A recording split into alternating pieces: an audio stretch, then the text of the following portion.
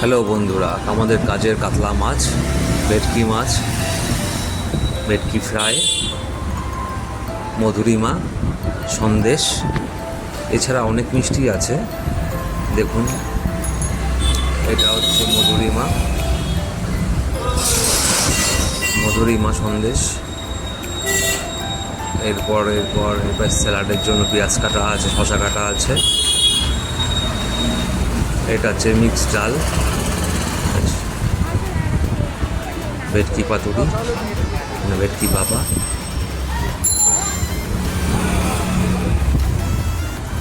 এটা ভেটকি fry ready করা আছে, খাসির মাংস, চিকেন কষা,